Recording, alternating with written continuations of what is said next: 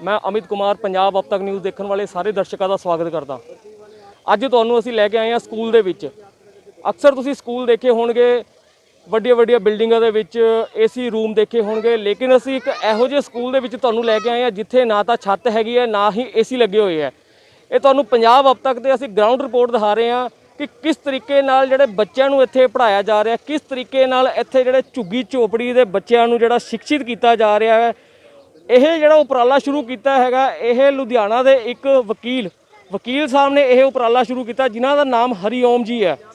ਤੁਸੀਂ ਦੇਖ ਸਕਦੇ ਹੋ ਤਸਵੀਰਾਂ ਦੇ ਵਿੱਚ ਕਿ ਕਿਸ ਤਰੀਕੇ ਨਾਲ ਇੱਕ ਪਾਸੇ ਗੋਬਰ ਦੇ ਢੇਰ ਲੱਗੇ ਹੋਏ ਆ, ਕੂੜੇ ਲੱਗੇ ਹੋਏ ਆ। ਦੇਖ ਸਕਦੇ ਹੋ ਗਾਵਾਂ ਮੱਝਾਂ ਜਿਹੜੀਆਂ ਖੁੱਲ੍ਹੇਆਮ ਇੱਥੇ ਫਿਰ ਰਹੀਆਂ ਨੇ। ਇੱਥੇ ਇੱਕ ਇਹੋ ਜਿਹੇ ਸ਼ਖਸ ਨੇ ਇੱਕ ਸਿੱਖਿਤ ਕਰਨ ਦਾ ਇੱਕ ਉਪਰਾਲਾ ਸ਼ੁਰੂ ਕੀਤਾ ਕਿ ਪੰਜਾਬ ਦਾ ਜਿਹੜਾ ਹਰ ਬੱਚਾ, ਹਰ ਇੱਕ ਇਨਸਾਨ ਨੂੰ ਜਿਹੜਾ ਪੜ੍ਹਨ ਦੀ ਜਿਹੜੀ ਇਜਾਜ਼ਤ ਹੈਗੀ ਹੈ, ਜਿਨ੍ਹਾਂ ਦੇ ਕੋਲ ਸਕੂਲ ਜਾਣ ਦੇ ਪੈਸੇ ਨਹੀਂ ਹੈਗੇ, ਸਕੂਲ ਨਹੀਂ ਜਾ ਸਕਦੇ, ਉਹਨਾਂ ਨੂੰ ਇਹਨਾਂ ਨੇ ਆਪਣੀਆਂ ਕਿਤਾਬਾਂ ਦੇ ਰਾਹੀਂ ਪੜ੍ਹਾਉਣਾ ਸ਼ੁਰੂ ਕੀਤਾ ਹੈਗਾ ਇੱਥੇ ਦੇ ਬੱਚਿਆਂ ਨੂੰ। ਆਓ ਆਪਾਂ ਗੱਲਬਾਤ ਕਰਦੇ ਹਾਂ ਜਿਹੜੇ ਇੱਥੇ ਬੱਚੇ ਹੈਗੇ ਆ, ਜਾਂ ਇੱਥੇ ਜਿਹੜੇ ਵਕੀਲ ਸਾਹਿਬ ਨੇ, ਐਡਵੋਕੇਟ ਸਾਹਿਬ ਨੇ, ਹਰੀਓਮ ਜੀ ਨੇ ਜਿਹੜਾ ਇੱਥੇ ਪੜ੍ਹਾਉਣਾ ਸ਼ੁਰੂ ਕੀਤਾ, ਜਿਹੜਾ ਉਪਰਾਲਾ ਸ਼ੁਰੂ ਕੀਤਾ ਹੈਗਾ ਕਿ ਕਿਸ ਤਰੀਕੇ ਨਾਲ ਉਹ ਬੱਚਿਆਂ ਨੂੰ ਪੜ੍ਹਾਉਂਦੇ ਆ, ਬੱਚਿਆਂ ਨੂੰ ਪੜ੍ਹਾ ਰਹੇ ਹੈਗੇ ਹੋ। ਤੁਸੀਂ ਕਿਸ ਤਰੀਕੇ ਨਾਲ ਤੁਸੀਂ ਅੱਜ ਬੱਚਿਆਂ ਨੂੰ ਇੱਥੇ ਪੜ੍ਹਾ ਰਹੇ ਹੋ? ਅਸੀਂ ਤੁਹਾਡੀਆਂ ਕਈ ਵੀਡੀਓਜ਼ ਦੇਖੀਆਂ ਹੈਗੀਆਂ ਕਿ ਤੁਸੀਂ ਬੱਚਿਆਂ ਨੂੰ ਅਲੱਗ ਜਿਹੇ ਤਰੀਕੇ ਨਾਲ ਪੜ੍ਹਾ ਰਹੇ ਹੋ। ਅਸੀਂ ਜਿਵੇਂ ਸਕੂਲ ਦੇ ਵਿੱਚ ਪੜ੍ਹੇ ਸੀ A for Apple, B for ਬੋਲ, ਲੇਕਿਨ ਤੁਸੀਂ ਇਹੋ ਜਿਹੇ ਵਰਡ ਸਿਖਾਏ ਜਿਹੜੇ ਇਹਨਾਂ ਦੀ ਜ਼ਿੰਦਗੀ ਦੇ ਵਿੱਚ ਬੜੇ ਮਾਇਨੇ ਦਿੰਦੇ ਆ। ਤੁਸੀਂ ਕੀ ਕਹੋਗੇ? ਇਹ ਜਿਹੜੇ ਵਰਡ ਹੈ ਇਕੱਲੇ ਇਹਨਾਂ ਦੀ ਜ਼ਿੰਦਗੀ ਦੇ ਵਿੱਚ ਮਾਇਨੇ ਨਹੀਂ ਦਿੰਦੇ, ਇਹ ਸਾਡੇ ਦੇਸ਼ ਦੀ ਜ਼ਿੰਦਗੀ ਵਿੱਚ ਮਾਇਨੇ ਦਿੰਦੇ ਆ। ਜਦੋਂ ਦਾ ਦੇਸ਼ ਆਜ਼ਾਦ ਹੋਇਆ 1947 ਤੋਂ ਬਾਅਦ ਤੇ 1950 ਦੇ ਵਿੱਚ ਸੰਵਿਧਾਨ ਲਾਗੂ ਹੋਇਆ, ਆਪਾਂ ਨੂੰ ਆਪਣੇ ਆਪ ਨੂੰ ਵੀ ਪੁੱਛਣਾ ਪਏਗਾ ਕਿ ਸਾਨੂੰ ਸਾਰਿਆਂ ਨੂੰ ਸੰਵਿਧਾਨਿਕ ਹੱਕ ਮਿਲ ਗਏ। ਜੇ ਨਹੀਂ ਮਿਲੇ ਤਾਂ ਉਹਦਾ ਕਾਰਨ ਜਾਣਨਾ ਪਏਗਾ। ਉਹਦਾ ਕਾਰਨ ਇਹੀ ਹੈ ਕਿ ਜਿਹੜੀ ਸਹੀ ਸਿੱਖਿਆ ਹੈ, ਜਿਹੜੀ ਸਾਨੂੰ ਦੱਸੇ ਕਿ ਸੰਵਿਧਾਨ ਸਾਡਾ ਕੀ ਦੱਸਦਾ ਹੈ, ਸਾਡੀ ਸਰਕਾਰ ਕਿੱਦਾਂ ਬਣੇਗੀ, ਸਾਡੇ ਹੱਕ ਕਿੱਦਾਂ ਮਿਲਣਗੇ, ਅਸੀਂ ਨਾਗਰਿਕਾਂ ਦੀ ਸਰਕਾਰ ਦੇ ਵਿੱਚ ਭਾਗੀਦਾਰੀ ਕਿੱਦਾਂ ਹੋਵੇਗੀ, ਅਸੀਂ ਕਿਸ ਤਰੀਕੇ ਨਾਲ ਪੂਰੇ ਦੇਸ਼ ਦੀ ਵਿਵਸਥਾ ਨੂੰ ਸੁਧਾਰ ਪਾਵਾਂਗੇ, ਉਹਦੀ ਸਿੱਖਿਆ ਹੋਣੀ ਬਹੁਤ ਜ਼ਰੂਰੀ ਹੈ। ਉਹ ਜੇ ਸਿੱਖਿਆ ਮਿਲ ਜਾਵੇ ਤਾਂ ਸਾਡੇ ਦੇਸ਼ ਦੀ ਗਰੀਬੀ, ਅਨਪੜ੍ਹਤਾ, ਭ੍ਰਸ਼ਟਾਚਾਰ, ਮੂਰਖਤਾ ਇਹ ਸਾਰੀ ਦੂਰ ਹੋ ਜਾਣਗੇ। ਇਸ ਕਰਕੇ ਫਿਰ ਅਸੀਂ ਬੜੀ ਖੋਜ ਕੀਤੀ, ਬੜੀ ਮਿਹਨਤ ਕੀਤੀ।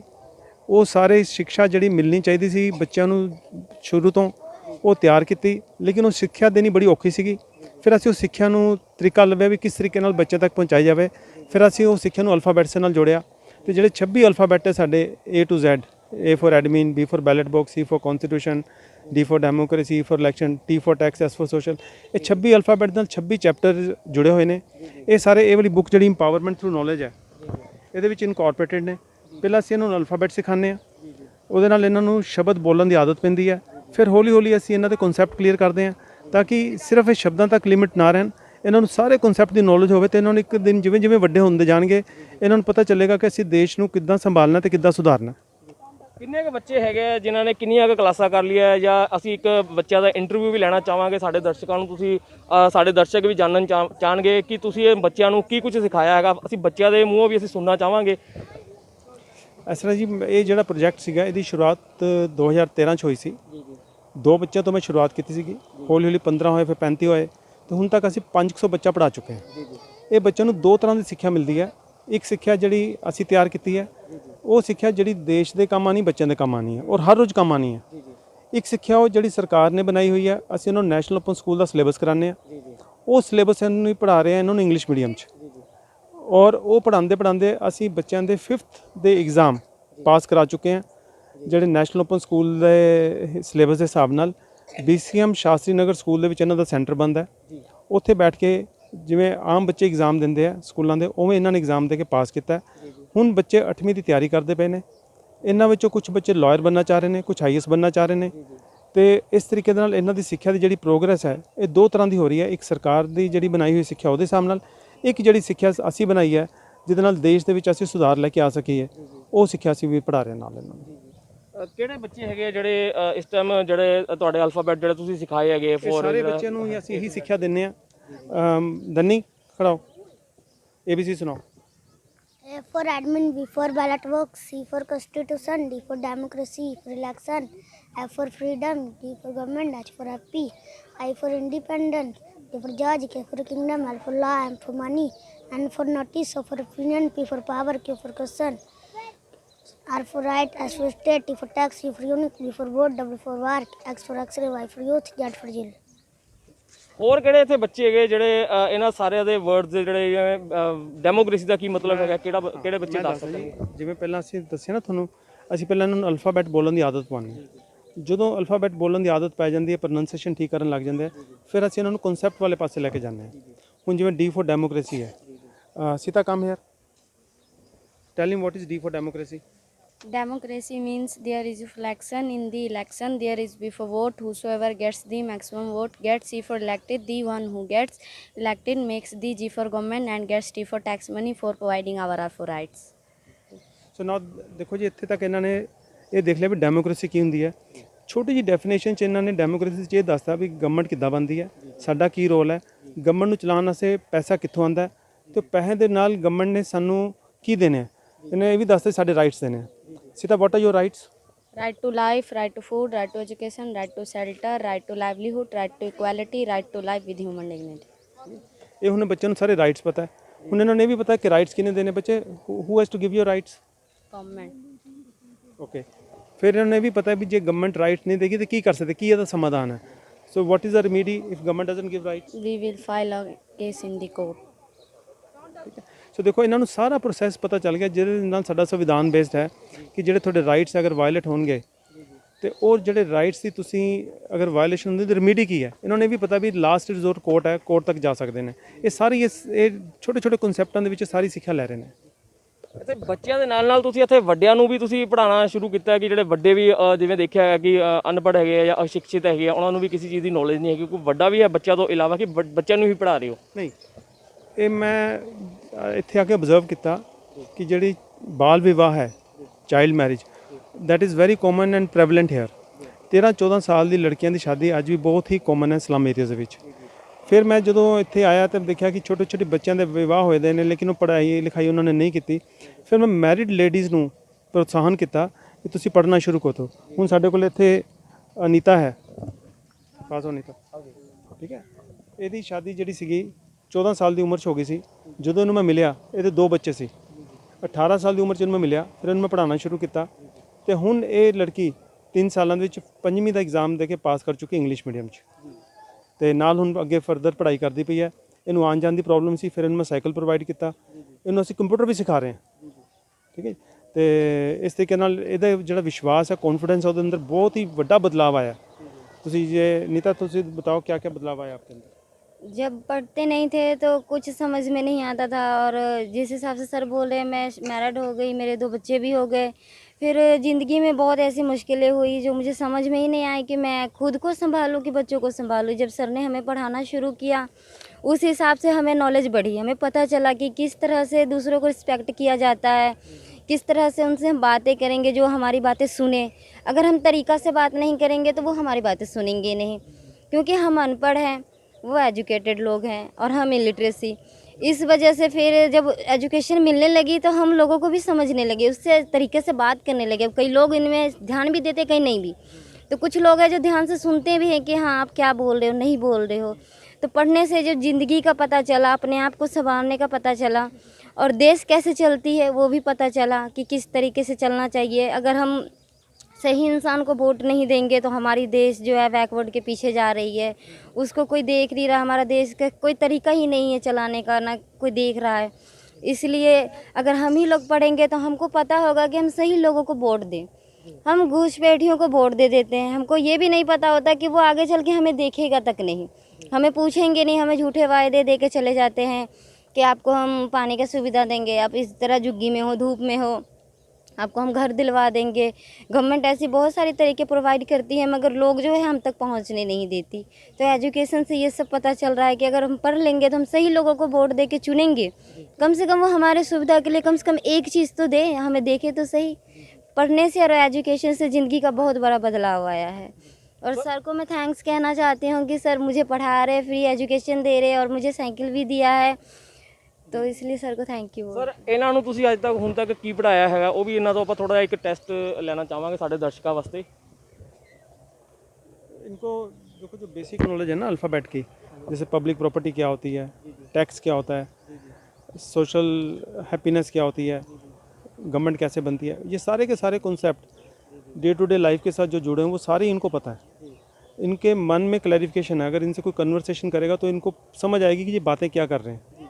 तो इस तरीके के सारे, जैसे प्रेम्बल है, अब India preamble is such an important document to the constitution, not many people will know. अब हमारे यहाँ पे बच्चों को प्रेम्बल तक पता है। रेखा प्रेम्बल सुनाओ जरा। We, the people of India, having solemnly resolved to constitute India into a sovereign, socialist, secular, democratic republic, and to secure to it all its citizens justice, social, economic, and political liberty of thought, expression, belief, faith, and worship, equality of status and opportunity, and to promote among them all fraternity, assuring the dignity of the individual and the unity and integrity of the nation. ਸੋ ਤੁਸੀਂ ਦੇਖਿਆ ਕਿ ਕਿਸ ਤਰੀਕੇ ਨਾਲ ਜਿਹੜੇ ਬੱਚੇ English ਬੋਲ ਰਹੇ ਨੇ। ਆਪਾਂ ਵਕੀਲ ਸਾਹਿਬ ਨਾਲ ਗੱਲ ਕਰਾਂਗੇ। ਸਰ, ਇਹ ਜਿਹੜਾ ਉਪਰਾਲਾ ਜਿਹੜਾ ਤੁਸੀਂ ਸ਼ੁਰੂ ਕੀਤਾ ਹੈਗਾ, ਤੁਹਾਡੇ ਦਿਮਾਗ ਦੇ ਵਿੱਚ ਕਿਸ ਤਰ੍ਹਾਂ ਆਇਆ? ਜਿਵੇਂ ਤੁਸੀਂ ਕਾਫੀ ਲੰਬੇ ਸਮੇਂ ਤੋਂ ਤੁਸੀਂ ਕਰ ਰਹੇ ਹੋ। ਦੇਖੋ, ਮੈਂ ਬੜਾ ਅਬਜ਼ਰਵ ਕੀਤਾ ਕਲੋਜ਼ਲੀ ਕਿ ਜਿਹੜਾ ਮੱਧਮ ਵਰਗ ਦੇ ਬੰਦੇ ਆ ਜੀ, ਤੇ ਜਿਹੜੇ ਗਰੀਬ ਪਰਿਵਾਰਾਂ ਨਾਲ ਸੰਬੰਧਿਤ ਰੱਖਣ ਵਾਲੇ ਬੰਦੇ ਆ, ਉਹਨਾਂ ਦਾ ਸੰਘਰਸ਼ ਦਾ ਕਾਰਨ ਕੀ ਹੈ? ਉਹਨਾਂ ਦੇ ਅੰਦਰ ਵੀ ਟੈਲੈਂਟ ਹੈ। ਜ਼ਰੂਰੀ ਨਹੀਂ ਹੈ ਕਿ ਟੈਲੈਂਟ ਸਿਰਫ ਅਮੀਰਾਂ ਦੇ ਬੱਚਿਆਂ ਕੋਲ ਹੈ, ਲੇਕਿਨ ਉਸ ਟੈਲੈਂਟ ਨੂੰ ਮੌਕੇ ਨਹੀਂ ਮਿਲਦੇ ਪਏ। ਮੌਕੇ ਕਿਉਂ ਨਹੀਂ ਮਿਲਦੇ ਪਏ? क्यों नहीं व्यवस्था ने अपॉर्चुनिटीज़ इक्वल क्रिएट की? साडा संविधान के अंदर सारे वास्ते इक्वल अपॉर्चुनिटीज़ तां होएगी जे मैनूं इक्वल कैपेबिलिटी डिवेलप करन दी मौका मिलेगा। इक्वल कैपेसिटी डिवेलप करन दा जदों मैनूं मौका ही नहीं मिलना, मैनूं गरीबी दे विच मैनूं अच्छा स्कूल नहीं मिलना, अच्छी पढ़ाई नहीं मिलनी, तो किस तरीके दे नाल मैं इक्वलिटी नूं कहांगा जी इक्वलिटी है मेरे वास्ते।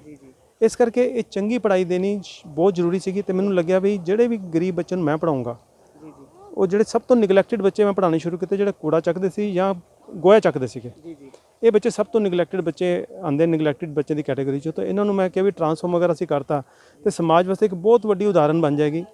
ਜਿਹੜੇ ਲੋਕ ਸਮਾਜ ਸੇਵਾ ਕਰਨਾ ਚਾਹੁੰਦੇ ਆ ਉਹ ਸਾਰੇ ਇਸ ਨੂੰ ਸਮਝ ਪਾਣਗੇ ਕਿ ਵੀ ਜੇ ਦੇਸ਼ ਨੂੰ ਬਦਲਣਾ ਹੈ ਤੇ ਸਿੱਖਿਆ ਹੀ ਸਭ ਤੋਂ ਮੁੱਢ ਕਾਰਨ ਹੈ, ਜਿਹਨੂੰ ਅਸੀਂ ਰਿਮੂਵ ਕਰਨਾ ਪਏਗਾ। ਜਿਹੜੀ ਅਨਪੜ੍ਹਤਾ ਉਹਨੂੰ ਖਤਮ ਕਰਨੀ ਪਏਗੀ। ਜੇ ਅਸੀਂ ਅਨਪੜ੍ਹਤਾ ਖਤਮ ਕਰ ਲਈ ਸਹੀ ਸਿੱਖਿਆ ਦੇ ਨਾਲ, ਸਿੱਖਿਆ ਉਹ ਜਿਹੜੀ ਸਾਨੂੰ ਲਾਇਕ ਬਣਾਏ, ਇਹ ਨਹੀਂ ਕਿ ਪੜ੍ਹ ਲਿਖ ਕੇ ਬੰਦਾ ਸਰਕਾਰੀ ਨੌਕਰੀਆਂ ਪਾ ਲੇ ਤੇ ਰਿਸ਼ਵਤ ਲਵੇ, ਉਹ ਸਿੱਖਿਆ ਨਹੀਂ ਚਾਹੀਦੀ ਸਾਨੂੰ। ਸਿੱਖਿਆ ਚਾਹੀਦੀ ਹੈ ਜਿਹੜੀ ਸਾਨੂੰ ਇਮਾਨਦਾਰ ਤੇ ਚੰਗਾ ਇਨਸਾਨ ਬਣਾਵੇ। ਤੇ ਉਹ ਸਿੱਖਿਆ ਫਿਰ ਅਸੀਂ ਇਸ ਤਰੀਕੇ ਨਾਲ ਕਨਸੀਵ ਕੀਤੀ ਤੇ ਵੰਡਣੀ ਸ਼ੁਰੂ ਕੀਤੀ, ਤੇ ਉਹਦਾ ਨਤੀਜਾ ਤੁਹਾਡੇ ਸਾਹਮਣੇ ਨਜ਼ਰ ਆ ਹੀ ਰਿਹਾ। ਇਹਨਾਂ ਦੇ ਘਰਦਿਆਂ ਤੋਂ, ਇਹਨਾਂ ਦੇ ਮਾਪਿਓ ਤੋਂ ਤੁਹਾਨੂੰ ਕੋਈ ਸਹਿਯੋਗ ਮਿਲਿਆ? ਦੇਖੋ, ਜਿਹੜੇ ਮਾਂ-ਬਾਪ ਅਨਪੜ੍ਹ ਉਹਨਾਂ ਨੂੰ ਪੜ੍ਹਾਈ ਦੀ ਵੈਲਿਊ ਕੀ ਪਤਾ। ਉਹ ਆਪਣੀ ਰੋਜ਼ਮਰਰਾ ਦੀ ਜ਼ਿੰਦਗੀ ਦੀਆਂ ਮੁਸੀਬਤਾਂ, ਉਹਨਾਂ ਦੇ ਜਿਹੜੇ ਹਰ ਰੋਜ਼ ਦੇ ਚੈਲੰਜਸ ਆ ਉਹਦੇ ਵਿੱਚ ਹੀ ਬਿਜ਼ੀ ਹੈ, ਔਰ ਉਹਨਾਂ ਨੂੰ ਲੱਗਦਾ ਵੀ ਉਹਨਾਂ ਦੀ ਜਿਹੜੀ ਸਧਾਰਨ ਜ਼ਿੰਦਗੀ ਹੈ ਉਹ ਉਹਨਾਂ ਵਾਸਤੇ ਕਾਫੀ ਹੈ। ਉਹ ਆਪਣੀ ਰੋਟੀ ਦੇ ਬਾਰੇ ਸੋਚਦੇ, ਉਸ ਤੋਂ ਅੱਗੇ ਸੋਚਦੇ ਨਹੀਂ। ਬੱਚੇ ਪੜ੍ਹਾਉਂਦੇ ਨਹੀਂ, ਪੜ੍ਹਾਈ ਉਹਨਾਂ ਨੂੰ ਬਹੁਤ ਕੋਈ ਲਾਹੇਵੰਦ ਨਜ਼ਰ ਨਹੀਂ ਆਉਂਦੀ। ਪਰ ਜਦੋਂ ਅਸੀਂ ਪੜ੍ਹਾਉਣਾ ਸ਼ੁਰੂ ਕੀਤਾ, ਟਾਈਮ ਬਹੁਤ ਲੱਗਿਆ, ਬੜੀ ਸਾਰੀ ਓਬਸਟੈਕਲਸ ਆਈਆਂ ਸਾਨੂੰ, ਬੜੀ ਸਾਰੀ ਰੁਕਾਵਟਾਂ ਆਈਆਂ, ਬੜੇ ਸਾਰੇ ਚੈਲੰਜਸ ਆਏ। ਅਸੀਂ ਹਟੇ ਨਹੀਂ, ਅਸੀਂ ਉਹ ਚੈਲੰਜਸ ਨੂੰ ਫੇਸ ਕੀਤਾ। ਬਜਾਏ ਕਹਿੰਦੇ ਵੀ ਮੈਂ ਕੀ ਲੈਣਾ, ਨਹੀਂ ਪੜ੍ਹਦੇ ਤੇ ਛੱਡੋ, ਅਸੀਂ ਤਰੀਕਾ ਲੱਭਿਆ ਇਹਨਾਂ ਨੂੰ ਪੜ੍ਹਾਉਣ ਦਾ। ਹੁਣ ਕੀ ਹੋ ਗਿਆ ਕਿ ਜਿਹੜੀ ਇਹ ਸਿੱਖਿਆ, ਜਿਵੇਂ ਹੁਣ ਤੁਸੀਂ ਅੱਜ ਮੂਵੀ ਬਣਾ ਰਹੇ ਹੋ, ਹੈ ਨਾ, ਤੁਸੀਂ ਵੀਡੀਓ ਰਿਪੋਰਟਿੰਗ ਬਣਾ ਰਹੇ ਹੋ, ਕਿਉਂਕਿ ਤੁਹਾਨੂੰ ਇਹ ਸਿੱਖਿਆ ਨੇ ਅਟਰੈਕਟ ਕੀਤਾ। ਇਸੇ ਤਰ੍ਹਾਂ ਇਹਨਾਂ ਦੀ ਸਿੱਖਿਆ ਨੂੰ ਅਟਰੈਕਟ ਹੋ ਕੇ ਹਾਈ ਕੋਰਟ ਦੇ ਮਾਣਯੋਗ ਜੱਜ ਵੀ ਇੱਥੇ ਵਿਜ਼ਿਟ ਕਰ ਚੁੱਕੇ ਆ, ਕਈ IAS ਅਫਸਰ, ਕਈ IPS ਅਫਸਰ ਵਿਜ਼ਿਟ ਕਰ ਚੁੱਕੇ ਆ। ਉਹ ਸਾਰੇ ਹੀ ਬੜੇ ਹੀ ਖੁਸ਼ ਹੁੰਦੇ ਕਿ ਇਹ ਬੱਚਿਆਂ 'ਚ ਬਦਲਾਅ ਹੋਇਆ। ਇਹਨਾਂ ਦੇ ਜਿਹੜੇ ਰਿਸ਼ਤੇਦਾਰ ਹੈ, ਇਹਨਾਂ ਦੇ ਦੋਸਤ ਮਿੱਤਰ ਹੈ, ਜਦੋਂ ਇਹ ਬੱਚਿਆਂ ਦੀ ਸਿੱਖਿਆ ਸੁਣਦੇ ਨੇ ਉਹ ਵੀ ਹੈਰਾਨ ਹੋ ਜਾਂਦੇ ਨੇ। ਦੂਰ ਦੂਰ ਤੱਕ ਇਹਦਾ ਫੈਲਾਅ ਹੋ ਰਿਹਾ, ਤੇ ਜਦੋਂ ਉਹਨਾਂ ਦੀ ਪ੍ਰਸ਼ੰਸਾ ਕਰਦੇ ਤੇ ਮਾਂ-ਬਾਪ ਨੂੰ ਬੜੀ ਖੁਸ਼ੀ ਮਿਲਣ ਲੱਗ ਗਈ। ਹੁਣ ਇਹਨਾਂ ਦੇ ਮਾਂ-ਬਾਪ ਦੇ ਅੰਦਰ ਲੱਗਿਆ ਵੀ ਸਾਡੇ ਬੱਚੇ ਕੰਮ ਕਰਨ ਦੇ ਨਾਲ ਨਾਲ ਇਹ ਪੜ੍ਹਾਈ ਵੀ ਲੈਂਦੇ ਰਹਿਣ ਤੇ ਅੱਗੇ ਵਧਦੇ ਰਹਿਣ। ਤੇ ਹੁਣ ਮਾਂ-ਬਾਪ ਦਾ ਹੌਲੀ ਹੌਲੀ ਕੁਝ ਹੱਦ ਤੱਕ ਸਪੋਰਟ ਸਾਨੂੰ ਮਿਲਣੀ ਸ਼ੁਰੂ ਹੋਈ ਹੈ, ਲੇਕਿਨ 7 ਸਾਲਾਂ ਦੇ ਐਫਰਟ ਤੋਂ ਬਾਅਦ। ਜੀ, ਅੱਜ ਇੱਕ ਹੋਰ ਸਵਾਲ ਹੈ ਜੀ, ਜਿਵੇਂ ਹੁਣ ਤੁਸੀਂ ਇੱਥੇ ਬੱਚਿਆਂ ਨੂੰ ਪੜ੍ਹਾ ਰਹੇ ਹੋ, ਬੁੱਕਸ ਦਾ ਖਰਚਾ ਜਾਂ ਕਾਪੀਜ਼ ਦਾ ਖਰਚਾ, ਜਾਂ ਜਿਵੇਂ ਤੁਸੀਂ ਇੱਕ ਲੜਕੀ ਨੂੰ ਸਾਈਕਲ ਲੈ ਕੇ ਦਿੱਤਾ, ਇਸ ਤਰ੍ਹਾਂ ਦੇ ਤੁਸੀਂ ਹੋਰ ਵੀ ਕਈ ਲੋਕਾਂ ਨੂੰ ਤੁਸੀਂ ਸਾਈਕਲ ਜਾਂ ਕੋਈ ਇਸ ਤਰ੍ਹਾਂ ਦੀ ਕੋਈ ਆਉਣ ਜਾਣ ਵਾਸਤੇ ਦਿੱਕਤ ਆਉਂਦੀ ਹੋਵੇ, ਉਹਨਾਂ ਨੂੰ ਕੋਈ ਨਾ ਕੋਈ ਹੈਲਪ ਕੀਤੀ ਹੋਊਗੀ। ਇਹ ਜਿਹੜੀ ਫਾਈਨੈਂਸ਼ੀਅਲ ਜਿਹੜੀ ਤੁਹਾਡੇ ਹੈਲਪ ਹੋ ਰਹੀ ਹੈ ਕਿਸੇ ਕੋ, ਤੁਸੀਂ ਆਪਣੀ ਪੋਕਟ 'ਚੋਂ ਅਫੋਰਡ ਕਰ ਰਹੇ ਹੋ ਸਾਰਾ ਕੁਝ? ਨਹੀਂ, ਇਹ ਦੇਖੋ ਜੀ, ਮੇਰਾ ਜਿਹੜਾ ਕਨਸੈਪਟ ਸੀਗਾ, ਜਿਹੜਾ ਪ੍ਰੋਜੈਕਟ ਸੀਗਾ, ਇਹ ਸ਼ੁਰੂ ਕਰਨ ਤੋਂ ਪਹਿਲਾਂ ਮੈਂ ਬੜਾ ਸਾਰਾ ਸਰਵੇ ਕੀਤਾ, ਬੜੇ ਸਾਰੇ NGOs ਦੇ ਨਾਲ ਮੈਂ ਜੁੜ ਕੇ ਸੋਚਣ ਦੀ ਕੋਸ਼ਿਸ਼ ਕੀਤੀ ਕਿ ਦੇਸ਼ ਨੂੰ ਕਿੱਦਾਂ ਸੁਧਾਰਿਆ ਜਾਣਾ। ਪਰ ਮੈਨੂੰ ਨਾ ਉਹਨਾਂ ਦੇ ਉਪਰਾਲਿਆਂ ਦੇ ਵਿੱਚ ਗਹਿਰਾਈ ਦੀ ਸੋਚ ਜਾਂ ਸਮਝ ਨਜ਼ਰ ਨਹੀਂ ਆਈ। ਮੈਨੂੰ ਲੱਗਿਆ ਕਿ ਸਾਰੇ ਦੇ ਸਾਰੇ ਬੰਦੇ ਉਹੀ ਕੰਮ ਕਰੀ ਜਾ ਰਹੇ ਨੇ ਜਿਹੜੇ ਬਾਕੀ ਕਰੀ ਜਾ ਰਹੇ ਸੀ 75 ਸਾਲਾਂ ਤੋਂ, ਲੇਕਿਨ ਉਸ ਉਪਰਾਲਿਆਂ ਦੇ ਨਾਲ ਸਾਡਾ ਦੇਸ਼ ਨਹੀਂ ਸੁਧਰਿਆ, ਨਾ ਗਰੀਬੀ ਖਤਮ ਹੋਈ। ਤੇ ਫਿਰ ਜਦੋਂ ਮੈਂ ਉਪਰਾਲਾ ਕਰਨਾ ਸੀ, ਇਸ ਉਪਰਾਲੇ ਵਿੱਚ ਬਹੁਤ ਹੀ ਗਹਿਰਾਈ ਦੇ ਕੋਸ਼ਿਸ਼ਾਂ ਦੀ ਜ਼ਰੂਰਤ ਸੀ, ਬੜੇ ਐਫਰਟਸ ਦੀ ਜ਼ਰੂਰਤ ਸੀ, ਇਹਦੇ ਵਿੱਚ ਕੁਰਬਾਨੀ ਦੀ ਵੀ ਜ਼ਰੂਰਤ ਸੀਗੀ। ਹੁਣ ਮੈਂ ਆਪਣਾ ਬਿਜ਼ਨਸ ਤੇ ਆ ਗਿਆ, ਮੇਰਾ ਬਹੁਤ ਵੱਡਾ ਇੰਟਰਨੈਸ਼ਨਲ ਟਰਾਂਸਪੋਰਟੇਸ਼ਨ ਦਾ ਬਿਜ਼ਨਸ ਸੀਗਾ, ਬਾਈ ਏਅਰ ਬਾਈ ਸੀ 25 ਸਾਲ। ਉਹ ਮੈਂ ਛੱਡਿਆ, ਮੈਂ ਲਾਅ ਪੜ੍ਹੀ, ਲਾਇਰ ਬਣਿਆ, ਇਹ ਐਜੂਕੇਸ਼ਨ ਲਿਖੀ, ਬੁੱਕਸ ਲਿਖੀਆਂ, ਇਹ ਸਾਰਾ ਦਾ ਸਾਰਾ ਕੰਮ ਕਰਨ ਵਾਸਤੇ ਤੁਸੀਂ ਦੇਖੋ ਕਿੰਨੀ ਵੱਡੀ ਕੁਰਬਾਨੀ ਆ। ਹੁਣ ਮੇਰੇ ਨਾਲ ਉਹੀ ਬੰਦਾ ਜੁੜ ਸਕਦਾ ਸੀ ਜਿਹੜਾ ਇੰਨੀ ਵੱਡੀ ਕੁਰਬਾਨੀ ਦੇਣ ਨੂੰ ਤਿਆਰ ਹੁੰਦਾ, ਜਿਹੜਾ ਗਰਾਊਂਡ ਲੈਵਲ ਤੇ ਆ ਕੇ ਕੰਮ ਕਰਨ ਨੂੰ ਤਿਆਰ ਹੁੰਦਾ, ਤੇ ਜਿਹੜਾ ਹਵਾ 'ਚ ਗੱਲ ਕਰਨ ਨਾਲ ਉਹ ਜੁੜ ਹੀ ਨਹੀਂ ਸੀ ਸਕਦਾ। ਇਸ ਕਰਕੇ ਮੈਂ ਇਕੱਲਾ ਹੀ ਰਹਿ ਗਿਆ। ਤੇ ਜਾਂ ਮੇਰੇ ਬੜੇ ਚੰਦ ਦੋਸਤ ਜਿਹੜੇ ਮੇਰੇ ਬਹੁਤ ਹੀ ਪੁਰਾਣੇ, ਕੋਈ ਬਿਜ਼ਨਸ ਪਾਰਟਨਰ ਵਿੱਚ ਰਿਹਾ ਜਾਂ ਕੋਈ ਹੋਰ ਰਿਹਾ, ਉਹਨਾਂ 'ਚੋਂ ਕੁਝ ਬੰਦੇ ਮੇਰੇ ਨਾਲ ਸਹਿਯੋਗ ਵਿੱਚ ਜੁੜੇ ਹੋਏ ਨੇ, ਪਰ 90% ਉਪਰਾਲਾ ਸਾਰਾ ਮੇਰਾ ਹੀ ਮੇਰਾ ਹੈ। ਸਰ ਇੱਕ ਹੋਰ ਆਖਰੀ ਸਵਾਲ ਹੈ, ਜਿਵੇਂ ਕਿ ਤੁਸੀਂ ਪੇਸ਼ੇ ਤੋਂ ਵਕੀਲ ਹੋ, ਤੁਸੀਂ ਆਪਣਾ ਟਾਈਮ ਵਕਾਲਤ ਦੇ ਵਿੱਚ ਵੀ ਦਿੰਦੇ ਹੋ, ਇਹਨਾਂ ਨੂੰ ਵੀ ਦਿੰਦੇ ਹੋ, ਦੋਨੋਂ ਪਾਸੇ ਤੁਸੀਂ ਆਪਣਾ ਟਾਈਮ ਕਿਸ ਤਰ੍ਹਾਂ ਤੁਸੀਂ ਇਹਨੂੰ ਮਤਲਬ ਮੈਨੂਪਲੇਟ ਕਰਦੇ ਹੋ ਜਾਂ ਤੁਸੀਂ ਆਪਣਾ ਡਿਸਟ੍ਰੀਬਿਊਟ ਕਰਦੇ ਹੋ? ਦੇਖੋ, ਇਹ ਹੁਣ ਤੁਸੀਂ ਜਿਹੜਾ ਸਵਾਲ ਕੀਤਾ ਨਾ, ਸਾਡਾ ਪਹਿਲੇ ਲਫ਼ਜ਼ A ਫॉर ਐਡਮਿਨਿਸਟ੍ਰੇਸ਼ਨ ਨਾਲ ਜੁੜਿਆ। ਐਡਮਿਨਿਸਟ੍ਰੇਸ਼ਨ ਸਿਰਫ ਆਪਾਂ ਵਿਵਸਥਾ ਦੀ ਨਹੀਂ ਕਰਦੇ, ਆਪਣੇ ਟਾਈਮ ਦੀ ਵੀ ਕਰਦੇ ਹਾਂ। ਠੀਕ ਹੈ, ਹੁਣ ਉਹ ਜਿਹੜੀ ਐਡਮਿਨਿਸਟ੍ਰੇਸ਼ਨ ਆਫ ਟਾਈਮ ਹੈ, ਉਹ ਕਰਨ ਵਾਸਤੇ ਮੈਨੂੰ ਬੜਾ ਹੀ ਫਾਈਨ ਬੈਲੈਂਸ ਬਣਾਉਣ ਦੀ ਜ਼ਰੂਰਤ ਹੈ, ਆਪਣੇ ਪਰਿਵਾਰ ਦੀ ਜ਼ਿੰਮੇਵਾਰੀਆਂ ਵਾਸਤੇ, ਆਪਣੇ ਸਮਾਜ ਦੀ ਜ਼ਿੰਮੇਵਾਰੀਆਂ ਦੇ ਪ੍ਰਤੀ, ਆਪਣੇ ਰਿਸ਼ਤੇਦਾਰਾਂ ਦੇ ਪ੍ਰਤੀ, ਇਸ ਪ੍ਰੋਜੈਕਟਾਂ ਦੇ ਪ੍ਰਤੀ ਤੇ ਆਪਣੀ ਵਕਾਲਤ ਦੇ ਪ੍ਰਤੀ। ਕਿਉਂਕਿ ਜੇ ਪਾਣੀ ਦਾ ਸੋਰਸ ਹੀ ਖਤਮ ਹੋ ਗਿਆ ਤੇ ਪਿਆਸ ਬੁਝ ਨਹੀਂ ਸਕਦੀ। ਤੇ ਵਕਾਲਤ ਮੇਰੇ ਵਾਸਤੇ ਲਾਜ਼ਮੀ ਔਰ ਜ਼ਰੂਰੀ ਹੈ, ਕਿਉਂਕਿ ਉੱਥੋਂ ਜਿਹੜੀ ਕਮਾਈ ਆ ਇਹਦੇ ਵਿੱਚ ਮੈਂ ਸਪੈਂਡ ਕਰਦਾ। ਮੇਰੀ ਜਿਹੜੇ ਬਿਜ਼ਨਸ ਇੰਟਰਨੈਸ਼ਨਲ ਟਰਾਂਸਪੋਰਟੇਸ਼ਨ ਦਾ ਸੀਗਾ, ਉਦੋਂ ਵੀ ਮੈਂ ਬੜੇ ਪੈਸੇ ਬਚਾਉਂਦਾ ਸੀਗਾ, ਜਿਹੜੇ ਮੈਨੂੰ ਸੀਗਾ ਮੈਂ ਚੰਗੇ ਕੰਮ ਲਗਾਵਾਂਗਾ, ਉਹ ਵੀ ਪੈਸਾ ਮੈਂ ਇਸਤੇਮਾਲ ਕਰਦਾ। ਤੇ ਉਸ ਤੋਂ ਇਲਾਵਾ ਜਿਹੜਾ ਟਾਈਮ ਦੀ ਮੈਨੇਜਮੈਂਟ ਹੈ ਨਾ, ਉਹ ਬਹੁਤ ਇੰਪੋਰਟੈਂਟ ਹੈ ਮੇਰੇ ਵਾਸਤੇ। ਮੈਂ ਟਾਈਮ ਆਪਣਾ ਵੇਸਟ ਨਹੀਂ ਕਰ ਸਕਦਾ। ਇਸੇ ਕਰਕੇ ਕਈ ਵਾਰੀ ਜਿਵੇਂ ਤੁਸੀਂ ਰਿਕੁਐਸਟ ਕੀਤੀ ਤਾਂ ਮੈਂ ਤੁਹਾਨੂੰ ਵੀ ਸਪੈਸੀਫਿਕਲੀ ਕਿਹਾ ਕਿ ਪਲੀਜ਼ ਟਾਈਮ ਤੇ ਆ ਜਾਣਾ। ਬਿਲਕੁਲ। ਤੇ ਇਸ ਕਰਕੇ time management is very important for me. ਜੀ। ਸੋ ਬਹੁਤ ਵਧੀਆ ਲੱਗਿਆ ਸਰ ਤੁਹਾਡੇ ਨਾਲ ਮਿਲ ਕੇ ਕਿ ਤੁਸੀਂ ਇਹ ਉਪਰਾਲਾ ਇੱਕ ਸ਼ੁਰੂ ਕੀਤਾ ਗਰੀਬ ਬੱਚਿਆਂ ਨੂੰ ਪੜ੍ਹਾਉਣਾ, ਕਿ ਤਾਂ ਕਿ ਹਰ ਦੇਸ਼ ਦਾ ਜਿਹੜਾ ਨਾਗਰਿਕ ਹੈਗਾ, ਸਾਡੇ ਦੇਸ਼ ਦਾ ਹਰ ਇੱਕ ਨਾਗਰਿਕ ਜਿਹੜਾ ਅੱਗੇ ਵੱਧ ਸਕੇ। ਤੁਸੀਂ ਬੜਾ ਵਧੀਆ ਉਪਰਾਲਾ ਕੀਤਾ। ਸੋ ਅਸੀਂ ਤੁਹਾਨੂੰ ਕਹਿਣਾ ਚਾਹਾਂਗੇ ਕਿ ਹਰੀਓਮ ਜੀ ਨੇ ਇੱਕ ਉਪਰਾਲਾ ਸ਼ੁਰੂ ਕੀਤਾ ਹੈਗਾ, ਬਿਨਾਂ ਛੱਤ ਤੋਂ, ਬਿਨਾਂ ਏਸੀ ਤੋਂ, ਬਿਨਾਂ ਕਮਰਿਆਂ ਤੋਂ ਇਹ ਬੁੱਕਸ ਜਿਹੜੀਆਂ ਪੜ੍ਹਾਉਣੀਆਂ ਸ਼ੁਰੂ ਕੀਤੀਆਂ। ਤੁਸੀਂ ਦੇਖ ਸਕਦੇ ਹੋ ਇੰਪਲੋਇਮੈਂਟ, ਟਫ ਨੌਲੇਜ, ਔਰ ਇਹ ਪੜ੍ਹਾਉਣੀਆਂ ਸ਼ੁਰੂ ਕੀਤੀਆਂ ਹੈਗੀਆਂ। ਆਪਣੇ ਤਰੀਕੇ ਨਾਲ ਇਹਨਾਂ ਨੂੰ ਬੱਚਿਆਂ ਨੂੰ ਪੜ੍ਹਾਉਣਾ ਸ਼ੁਰੂ ਕੀਤਾ। ਅਗਰ ਤੁਸੀਂ ਵੀ ਚਾਹੁੰਦੇ ਹੈਗੇ ਹੋ ਕਿ ਦੇਸ਼ ਦਾ ਹਰ ਨਾਗਰਿਕ ਸ਼ਿਕਸ਼ਿਤ ਹੋਵੇ, ਉਹਨਾਂ ਦੀ ਅਨਪੜ੍ਹਤਾ ਦੂਰ ਹੋਵੇ, ਸਾਡੀ ਵੀਡੀਓ ਨੂੰ ਵੱਧ ਤੋਂ ਵੱਧ ਸ਼ੇਅਰ ਕਰੋ, ਲਾਈਕ ਕਰੋ, ਤਾਂ ਕਿ ਜਿਹੜੇ ਹੋਰ ਵੀ ਲੋਕ ਇਹਨਾਂ ਵਰਗੇ ਹਰੀਓਮ ਜੀ ਵਰਗੇ ਜਿਹੜੇ ਲੋਕ ਹੈਗੇ ਉਹ ਵੀ ਇਸ ਉਪਰਾਲੇ ਨੂੰ ਸ਼ੁਰੂ। ਸਾਡੇ ਨਾਲ ਇੱਥੇ ਇੱਕ ਹਰੀਓਮ ਜੀ ਦੇ ਨਾਲ ਇੱਕ ਟੀਚਰ ਵੀ ਪੜ੍ਹਾ ਰਹੇ, ਆਪਾਂ ਉਹਨਾਂ ਨਾਲ ਵੀ ਗੱਲਬਾਤ ਕਰਾਂਗੇ। ਉਹ ਕਿੰਨੇ ਚਿਰ ਤੋਂ, ਕਿੰਨੀ ਦੇਰ ਤੋਂ, ਕਿਸ ਤਰੀਕੇ ਨਾਲ ਇੱਥੇ ਬੱਚਿਆਂ ਨੂੰ ਪੜ੍ਹਾ ਰਹੇ ਨੇ। ਸਾਡੇ ਨਾਲ ਮੈਡਮ ਹੈਗੇ ਆ। ਹਾਂਜੀ ਮੈਡਮ ਸਤਿ ਸ਼੍ਰੀ ਅਕਾਲ ਜੀ। सत श्रीकाल। ਮੈਡਮ ਕੀ ਨਾਮ ਹੈ ਜੀ ਤੁਹਾਡਾ? मेरा नाम मोनिका छेत्री है। ਕਿੰਨੀ ਦੇਰ ਤੋਂ ਤੁਸੀਂ ਇਹ ਬੱਚਿਆਂ ਨੂੰ ਪੜ੍ਹਾ ਰਹੇ ਹੋ ਹਰੀਓਮ ਜੀ ਦੇ ਨਾਲ ਲੱਗ ਕੇ? मैं सर के साथ 2017 से जुड़ी हुई हूँ और बच्चों को पढ़ा रही हूँ तब से। आप कैसे पढ़ा रहे हो? जैसे सर ने एक बुक लिखी है, अब उसी के थ्रू आप पढ़ा रहे हो बच्चों को? हाँ जी कैसे पढ़ा रहे हो आप? दिखाओगे आप थोड़ा सा दर्शकों को हमारे? हाँ जी सर, ये एम्पावरमेंट थ्रू नॉलेज बुक है जो कि मिस्टर हरिओम जिंदल ने लिखी है।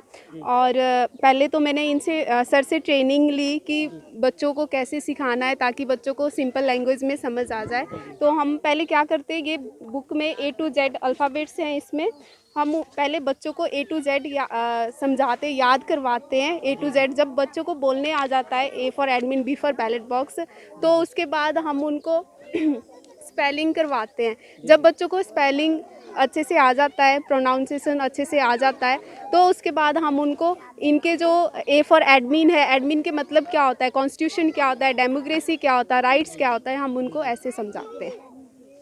ਦੇਖਿਆ ਜਾਵੇ ਕਿ ਤੁਹਾਡੇ ਏਜ ਦੀਆਂ ਉਮਰ ਦੀਆਂ ਜਿਹੜੀਆਂ ਲੜਕੀਆਂ ਮੋਬਾਈਲ ਚਲਾਉਣਾ ਪਸੰਦ ਕਰਦੀਆਂ ਨੇ, ਘੁੰਮਣਾ ਪਸੰਦ ਕਰਦੀਆਂ ਨੇ, ਲੇਕਿਨ ਤੁਸੀਂ ਇੰਨੀ ਗਰਮੀ ਦੇ ਵਿੱਚ, ਤੁਸੀਂ ਧੁੱਪ ਦੇ ਵਿੱਚ ਬੱਚਿਆਂ ਨੂੰ ਪੜ੍ਹਾਉਣ ਦਾ ਜਿਹੜਾ ਜ਼ਿੰਮਾ ਲਿੱਤਾ ਹੈਗਾ, ਇਹ ਤੁਸੀਂ ਕਿਸ ਤਰ੍ਹਾਂ ਤੁਹਾਡੇ ਮਨ ਦੇ ਵਿੱਚ ਆਇਆ?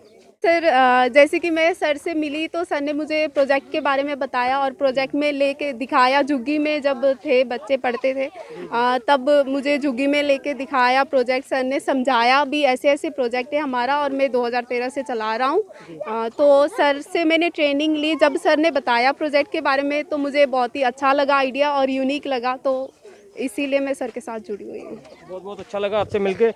हरिओम जी, एक सवाल सीगा ਕਿ ਜਿਸ ਤਰ੍ਹਾਂ ਤੁਸੀਂ ਆਪਣੀ ਬੁੱਕ ਲਿਖੀ ਹੋਈ ਦੇ ਨਾਲ ਤੁਸੀਂ ਅੱਜ ਜਿੱਦਾਂ ਬੱਚਿਆਂ ਨੂੰ ਜਾਗਰੂਕ ਕਰਦੇ ਹੋ, ਬੱਚਿਆਂ ਦੇ ਕੀ ਹੱਕ ਹੈ, ਕੀ ਰਾਈਟਸ ਹੈਗੇ ਇਹਨਾਂ ਦੇ, ਜਿਵੇਂ ਕਿ ਹੁਣ ਹਰ ਇੱਕ ਸਟੇਟ ਦੇ ਆਪਣੇ ਬੋਰਡ ਹੁੰਦੀ ਹੈ, ਜਿਵੇਂ ਪੰਜਾਬ ਬੋਰਡ ਹੈ, CBSE ਬੋਰਡ ਹੈ, ਅਲੱਗ-ਅਲੱਗ ਬੋਰਡਸ ਹੁੰਦੀ ਆ, ਉਹ ਸਰਟੀਫਿਕੇਟ ਵਗੈਰਾ ਵੈਲਿਡ ਹੁੰਦੇ ਆ। ਤੁਸੀਂ ਇਹਨਾਂ ਬੱਚਿਆਂ ਨੂੰ ਜਿਵੇਂ 5ਵੀਂ ਪੜ੍ਹਾ ਰਹੇ ਹੋ, 6ਵੀਂ ਪੜ੍ਹਾ ਰਹੇ ਹੋ, 8ਵੀਂ ਪੜ੍ਹਾ ਰਹੇ ਹੋ, ਤੁਸੀਂ ਕਹਿ ਰਹੇ ਹੋ ਜਿਵੇਂ ਕਿ ਇਹਨਾਂ ਨੂੰ ਜਿਹੜੇ ਸਰਟੀਫਿਕੇਟ ਵਗੈਰਾ ਕਿਸ ਤਰ੍ਹਾਂ ਵੈਲਿਡ ਇਹਨਾਂ ਦੇ ਮਿਲਣਗੇ? ਜਿਹੜੀ ਨੈਸ਼ਨਲ ਓਪਨ ਸਕੂਲ ਦਾ ਬੋਰਡ ਹੈ ਇੱਕ ਆਪਣਾ, ਇਹ ਗਵਰਨਮੈਂਟ, ਸੈਂਟਰਲ ਗਵਰਨਮੈਂਟ ਦਾ ਬੋਰਡ ਹੈ। ਇਹ ਸੈਂਟਰਲ ਗਵਰਨਮੈਂਟ ਦਾ ਨੈਸ਼ਨਲ ਓਪਨ ਸਕੂਲ ਪ੍ਰੋਗਰਾਮ, ਜਿਵੇਂ Indira Gandhi national open university ਹੈ, ਉਹ ਗ੍ਰੈਜੂਏਸ਼ਨ ਲੈਵਲ ਦੀ ਐਜੂਕੇਸ਼ਨ ਦਿੰਦੀ ਹੈ। ਨੈਸ਼ਨਲ ਓਪਨ ਸਕੂਲ ਲੈਵਲ ਦੀ ਐਜੂਕੇਸ਼ਨ ਦਿੰਦਾ ਹੈ। ਔਰ ਇਹਨਾਂ ਦਾ ਜਿਹੜਾ ਸਰਟੀਫਿਕੇਟ ਹੈ, that is equivalent to any certificate issued by any board. And ਇਹਦਾ ਜਿਸ ਤਰ੍ਹਾਂ ਅਸੀਂ ਬੱਚਿਆਂ ਦਾ ਐਗਜ਼ਾਮ BCM ਸਕੂਲ ਸ਼ਾਸਤਰੀ ਨਗਰ 'ਚ ਕਰਵਾਉਂਦੇ ਹਾਂ, ਤੇ ਪਹਿਲਾਂ BCM ਸਕੂਲ ਸ਼ਾਸਤਰੀ ਨਗਰ ਸਰਟੀਫਿਕੇਟ ਇਸ਼ੂ ਕਰਦਾ ਹੈ ਔਰ ਇਹਨਾਂ ਦੀ ਐਡਮਿਸ਼ਨ ਜਿਹੜੀ ਹੈ ਉਹਦੀ ਪ੍ਰੋਪਰ ਆਫੀਸ਼ੀਅਲ ਫੀਸ ਜਾਂਦੀ ਹੈ ਜਿਹੜੀ ਅਸੀਂ ਜਮ੍ਹਾਂ ਕਰਾਉਂਦੇ ਹਾਂ ਔਰ ਉਹਦਾ ਬਕਾਇਦਾ ਜਿਹੜਾ ਪ੍ਰੋਪਰ ਸਰਟੀਫਿਕੇਟ ਮਿਲਦਾ ਹੈ which is as valid as issued by any other board or institution. ਔਰ ਇੱਕ ਸਵਾਲ ਹੋ ਰਿਹਾ ਹੈ ਕਿ ਜਿਵੇਂ ਤੁਹਾਡੇ ਬੁੱਕ ਦੇ ਵਿੱਚ ਲਿਖਿਆ ਹੈ ਡੈਮੋਕ੍ਰੇਸੀ ਦਾ ਕੀ ਮਤਲਬ ਹੈਗਾ, ਬੱਚਿਆਂ ਦੇ ਰਾਈਟ ਕੀ ਹੈ, ਹਰ ਨਾਗਰਿਕ ਦੇ ਜਿਹੜੇ ਹਿੰਦੁਸਤਾਨ ਦੇ ਨਾਗਰਿਕ ਦੇ ਰਾਈਟ ਕੀ ਹੈਗੇ ਹੈ, ਉਹ ਤੁਸੀਂ ਦੱਸਿਆ ਹੈਗਾ ਕਿ ਅਸੀਂ ਕੁਝ ਸਵਾਲ ਪੁੱਛਣਾ ਚਾਹਾਂਗੇ ਇਹਨਾਂ ਮੈਡਮ ਤੋਂ। ਹਾਂਜੀ मैडम एक मिनट आओ। मैडम आप बताओ पब्लिक प्रॉपर्टी क्या होती है? पब्लिक प्रॉपर्टी वो हम सब की होती है। पब्लिक प्रॉपर्टी कैसे परचेज करते हैं? पब्लिक प्रॉपर्टी टैक्स के पैसे से परचेज करते हैं। टैक्स कौन पे करता है? हम करते हैं, कैसे पे करते हैं? चीज़ों के थ्रू करते हैं। जैसे जो भी सामान हम दुकान में लेने जाते हैं, मोटर बाइक, गाड़ी, चाहे राशन, 5 रुपए की बिस्किट ही क्यों ना हो, उसके ऊपर टैक्स होती है कुछ ना कुछ। प्राइवेट प्रॉपर्टी क्या होती है? प्राइवेट प्रॉपर्टी वो होती है जो किसी एक पर्सन का हो, उसके ओनरशिप राइट उसके हाथ में होती है। अगर वो चाहे तो हम उसके प्रॉपर्टी में जाएंगे, नहीं तो वो कहेगा कि हमारी प्रॉपर्टी आप नहीं आ सकते। आपका राइट क्या क्या है? हमारा राइट कैसे लोगे? राइट तो हमारा पहले right to life, right to education, right to shelter, right to food, इस तरह के हमारे बहुत सारे राइट्स हैं। पर राइट गवर्नमेंट, जब हम एजुकेट हो जाएंगे, पढ़ लिख जाएंगे, तो गवर्नमेंट से हम सवाल कर पाएंगे सही तरीके से। फिर गवर्नमेंट जो लगेगी कि हमें सही बोल रही है, तो उनको भी लगेगा कि हाँ इनकी राइट मिलनी चाहिए। अगर रोड ब्रेक हो, टूटी हो, सड़क टूटी होएगी तो किसको कंप्लेंट करोगे, किससे मांगोगे कि सड़क ठीक करके दो? Municipal corporation. ਸੋ ਤੁਸੀਂ ਦੇਖਿਆ ਕਿ ਕਿਸ ਤਰੀਕੇ ਨਾਲ ਹਰੀਓਮ ਜੀ ਨੇ ਇੱਥੇ ਬੱਚਿਆਂ ਨੂੰ ਪੜ੍ਹਾ ਕੇ ਇੱਕ ਉਪਰਾਲਾ ਸ਼ੁਰੂ ਕੀਤਾ ਹੈਗਾ। ਇਹਨਾਂ ਨੂੰ ਆਪਣੇ ਰਾਈਟਸ ਦੱਸੇ ਹੈਗੇ ਆ ਕਿ ਬੱਚਿਆਂ ਦੇ ਕੀ ਰਾਈਟਸ ਹੈਗੇ ਆ, ਹਿੰਦੁਸਤਾਨ ਦੇ ਨਾਗਰਿਕ ਦੇ ਕੀ ਰਾਈਟਸ ਹੈਗੇ ਨੇ।